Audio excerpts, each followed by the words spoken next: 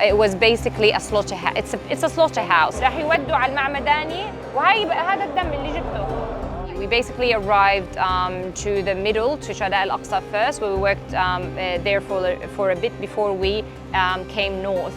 Now the situation in the north has been disastrous. Not saying that in the south it wasn't, because when we were south, we thought, me and the other Australian doctor that was with me, Dr. Saya Aziz, that we've seen the worst with the starvation, with the strikes, with the injuries that we saw, and with the amount of people, the starvation, the sewage, no clean water, people living in the hospital, people evacuating there every day. However, when we went north, it was another level of disaster. It was basically a slaughterhouse. It's a slaughterhouse.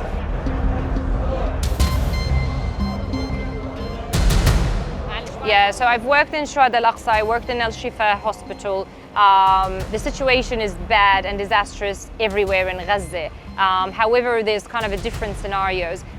So people in Gaza are basically waiting to die in different ways. So it's kind of, they're waiting their turn to die. So we're either being killed by a bomb and a strike with different weapons, F-35, F-16, quadcopters, Apaches, the robotic injuries, and all sort of other weapons, snipers and the tanks.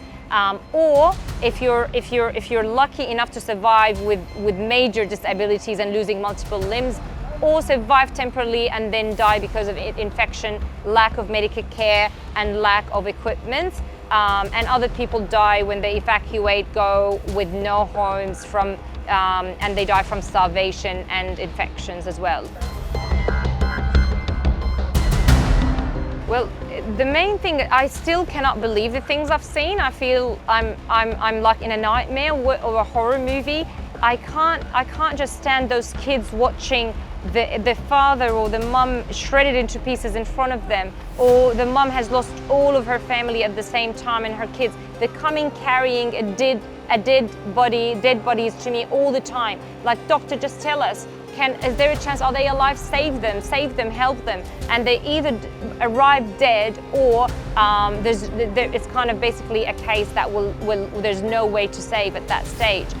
So it's really, really, really heartbreaking and difficult, and no matter, there's no way to express, there's no word to express the amount of pain that causes that shouldn't happen to anyone in the world. What people of Gaza are living, no one can tolerate.